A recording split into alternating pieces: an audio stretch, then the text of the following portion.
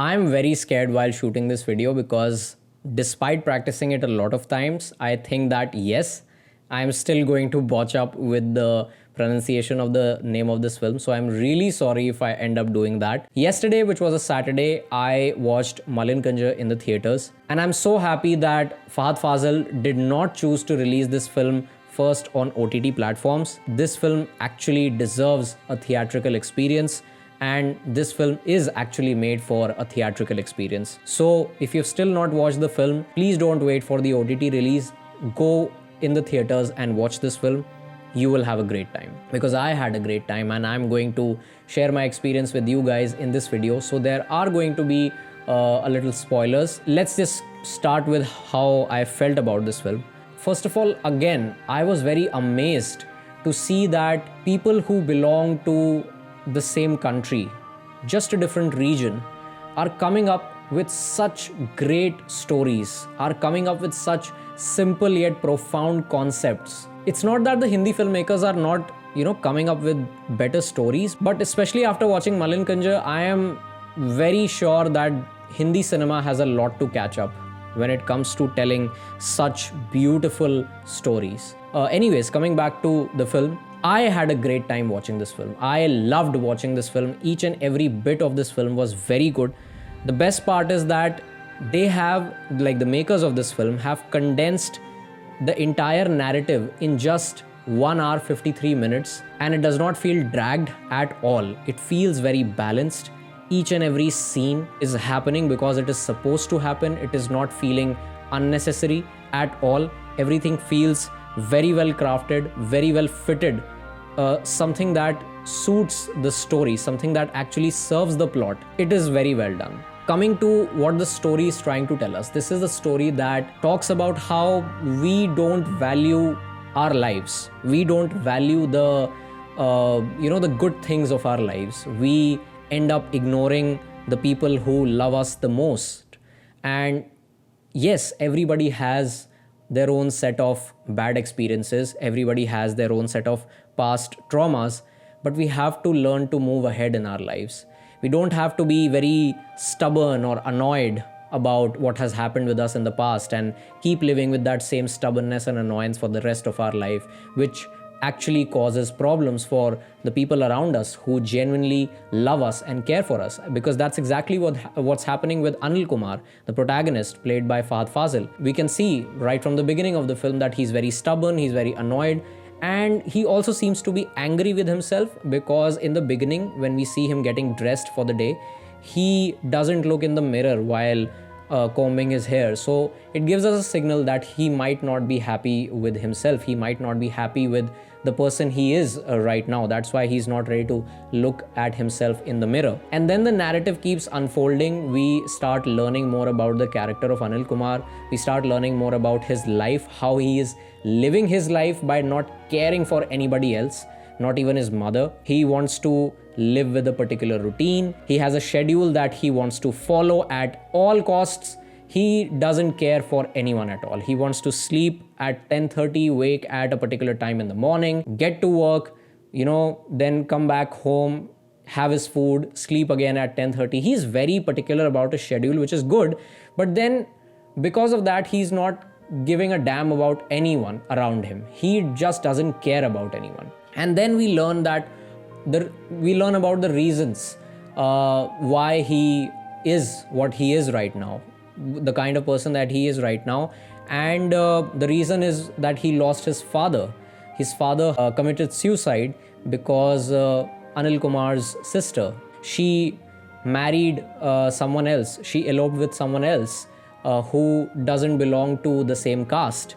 So that feeling of casteism and the feeling of betrayal and that feeling of not being able to save his father from, killing himself, all of this has cropped up inside his head for such a long time. And I think that is why he cannot look at himself in the mirror, because he could not save his father from killing himself. So I think that is probably the reason why we see that shot. And a great thing about this film is that the duration of this film is 1 hour 53 minutes, and the makers of the film have spent almost 60 minutes in developing this character, in terms of revealing each and every aspect of this character in front of the audience.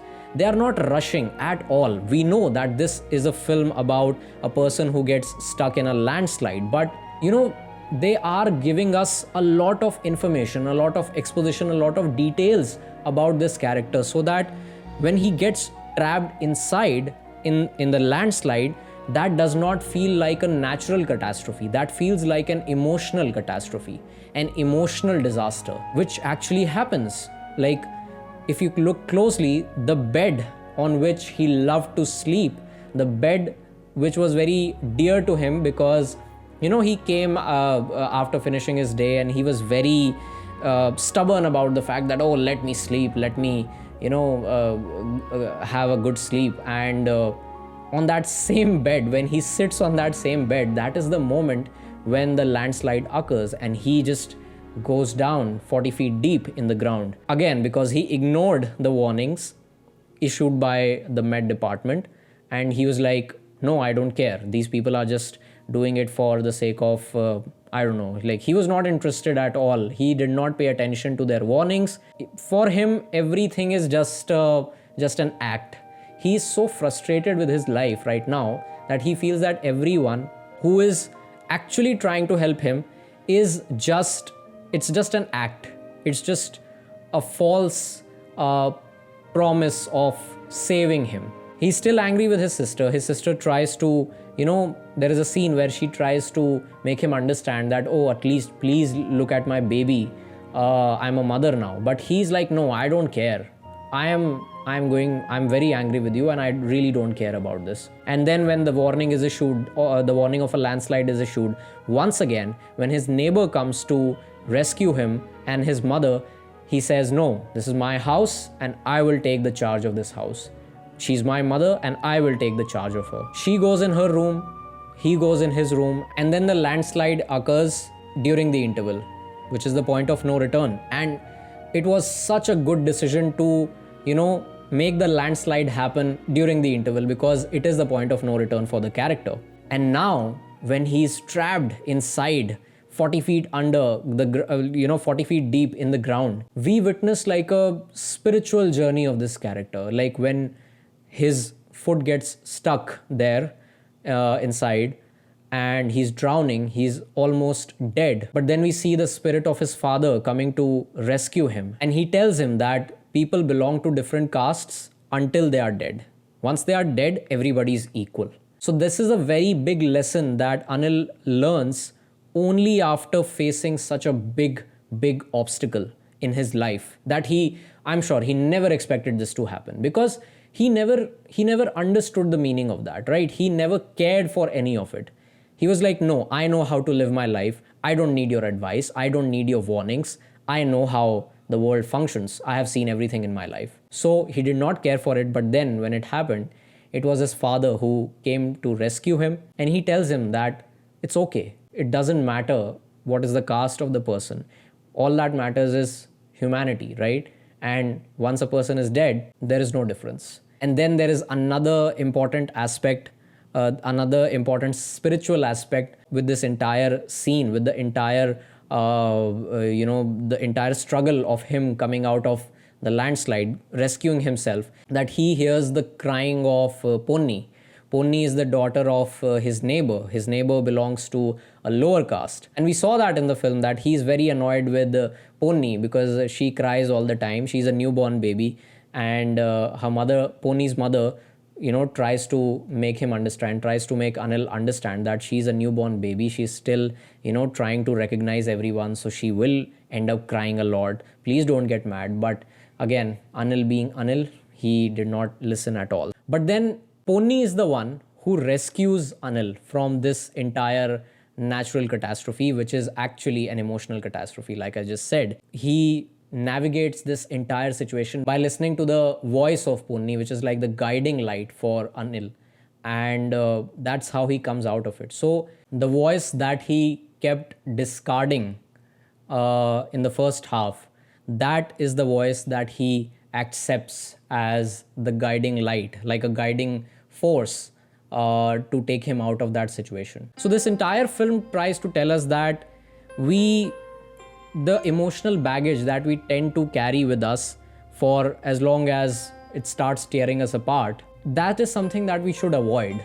Like, all of us have our traumas, all of us have our bad experiences, some things which were not good have happened in our past, but we should always learn to move on. We should always learn to move on, because you never know what can happen in your life. Anil seems to have stopped feeling grateful for everything that he has in his life. He has a house to live. He has a mother who takes care of him 24/7. He has people around him who genuinely care for him. They know that Anil is not having a father anymore in his life. So they try to be his father figure, but then he discards them, he abandons them all the time. And that is something that we should learn from this film, that we should not, like, the people who really love us, the people who really care for us, we should give them back the same love, affection and care that they deserve, because they are giving that to us selflessly without any ulterior motives. Like, this is what I really love about Malayalam cinema, especially, that they have very simple stories. They don't do something which is like, they have done some, like Malayalam cinema has also done crazy stuff, but there are stories in Malayalam cinema which are, very simple, very normal looking, but they are very profound.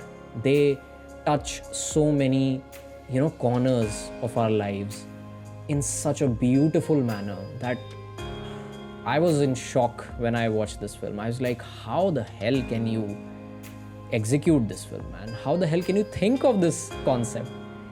This is not something that is impossible, right? This is difficult, of course. Filmmaking is difficult. Even if you're making like a short film, yes, it can be very difficult, but it is not impossible. These guys, the makers of Malayankunju, they have it is very much visible on the screen that they have devoted a lot of time, a lot of effort, a lot of dedication, energy in making this film, and it all shows on the screen. It all works wonders for them. We can see that. And I think that the team has done a fantastic job. This is again a great example of how, when it comes to filmmaking and storytelling, we still can achieve a lot of things. There are still a lot of things that can be done in India when it comes to cinema, when it comes to filmmaking. There is a huge scope of doing stuff when it comes to cinema. I'm sorry, I think I'm repeating myself, but yeah, you get the point. So please let me know in the comments what are your thoughts about Malayankunju.